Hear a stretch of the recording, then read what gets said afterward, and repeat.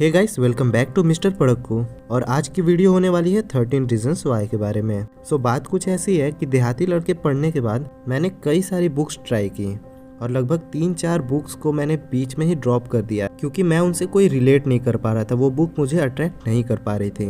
एक दिन ऐसे ही मुझे मालूम चला कि 13 रीजंस वाई जो नेटफ्लिक्स की एक सीरीज है, असल में एक बुक से अडॉप्टेड है।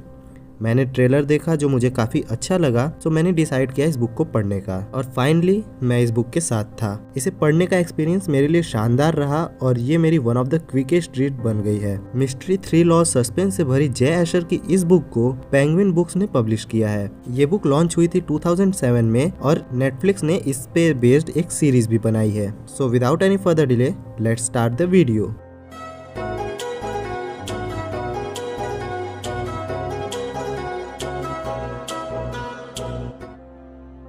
स्टोरी स्टार्ट होती है जब अपना मेन कैरेक्टर क्ले स्कूल के बाद घर आता है और गेट पर अपने नाम का एक पार्सल देखता है जिस पे रिटर्न एड्रेस नहीं लिखा था।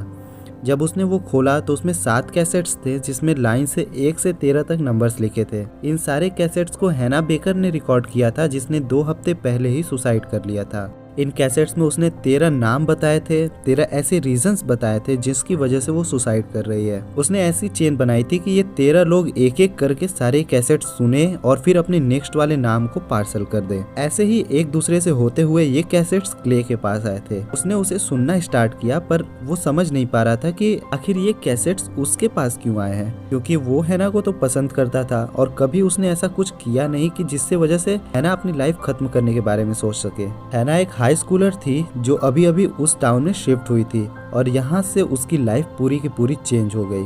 ऐसी ऐसी चीजें हुई उसके साथ, ऐसे ऐसे लोगों ने उसे चीट किया जिसके बारे में वो सोच भी नहीं सकती थी। क्ले को लगा कि इन कैसेट्स को घर पर स्टीरियो में सुनना सही नहीं होगा। वो दोस्त के साथ स्कूल प्रोजेक्ट पर काम करने के बहाने घर से निकल गया और सोचा कि वो अपने दोस्त से उसकी कार कुछ समय के लिए ले लेगा और इन टेप्स को कहीं अकेले में सुनेगा। अपने फ्रेंड टोनी के कार में उसे एक वॉकमैन मिला जो उसने बिना पूछे ले लिया और चुपके से चला गया और वो पूरा दिन टाउन के चक्कर लगाते हुए उन टेप्स को सुनने लगा। जिन जिन जगहों को हैना मेंशन करती थी वहाँ भी जाकर क्ले उन सिचुएशंस को फील करने की कोशिश करता था। कुछ र्यूमर्स, कुछ फैक्ट्स, कुछ मिसअंडरस्टैंडिंग्स हैना एक एक करके सभी को जस्टिफाई करती जाती थी। वो ये नहीं चाहती थी कि सबको पनिश किया जाए, बल्कि वो बस इतना चाहती थी कि सब उसकी साइड भी सुने। क्या सच है क्या झूठ है ये जाने बिना ही लोग चीज़ों को पहले ही जज कर लेते हैं, बिना ये सोचे कि उनकी इस बेसलेस बातों का किसी की लाइफ पर कितना गहरा इम्पैक्ट पड़ सकता है ना। हर एक टेप में ऐसे इंसान की ऐसी असलियत बताती है जिसकी क्लास में कोई एक अलग ही इमेज थी। हर एक कैसेट एक नया सस्पेंस लेकर आता है जिससे ये बुक रीडर को खुद से जोड़कर रखती है। इस बुक को फर्स्ट पर्सन पर्सपेक्टिव में लिखा गया है, मतलब कि इसमें आप स्टोरी को नरेटर के पॉइंट ऑफ व्यू से देखते हैं और ये मुझे पसंद है क्योंकि इसमें आप नरेटर के इमोशंस और फीलिंग्स को और बेहतर तरीके से समझ सकते हैं। ऑथर जय एशर ने पहले इस बुक में हैना को ही नरेटर बनाया था और पूरी बुक लिख दी थी, पर पब्लिशर को हैंडओवर करने के कुछ दिन पहले ही उन्हें एक अलग आइडिया आया और उन्होंने इस बुक का थ्रिल दोगुना कर दिया।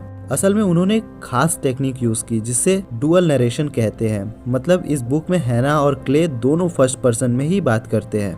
आप हैना को पढ़ रहे होते हैं और फिर क्ले भी उसी इंसिडेंट्स के सामने अपने फीलिंग्स को और मेमोरीज को शेयर करता है और स्टोरी में सस्पेंस बढ़ता ही जाता है। इस बुक को 3.88 की एवरेज रेटिंग मिली है, लेकिन मेरे हिसाब से ये और ज्यादा डिजर्व करती है। कुछ लोग इसे अच्छी थ्रिलर बुक मानते हैं, वहीं कुछ का कहना है कि ये सुसाइड के लिए ट्रिगर भी करती है और ये बात कुछ हद तक सही भी है। ये बुक उन लोगों को नहीं पढ़नी चाहिए जो अभी अच्छे मूड में नहीं है, वो इस स्टोरी को किसी और तरह ही देखने लगेंगे। कुछ लोग ये भी कहते हैं कि हैना इडियट थी, उसे टेप रिकॉर्ड करने या अपनी लाइफ को एंड करने के बजाय डॉक्टर से मिलना चाहिए था। तो हाँ, ये भी सही है, लेकिन हैना कंटिन्यूअसली धोखा खाती जा रही थी।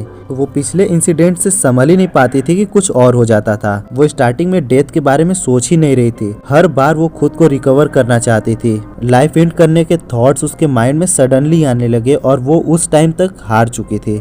और ये चीज़ें प्रैक्टिकली पॉसिबल भी है, जैसा इस बुक में बताया गया है कि इसे स्नोबॉल इफेक्ट कहते हैं। जैसे एक छोटा सा स्नोबॉल जब ऊंचाई से लुढ़कता हुआ नीचे आता है तो रास्ते में मिलने वाली स्नो की वजह से वो काफ़ी बड़ा हो चुका होता है। उसी तरह जब एक बड़ा शॉक लगने के बाद कुछ और इंसिडेंट्स होते रहते हैं, चाहे वो छोटी घटनाएं ही क्यों ना हो, वो इंसान के मन में काफी बड़ा इफेक्ट क्रिएट करती हैं और इसी वजह से हैना खुद को संभाल नहीं पाई।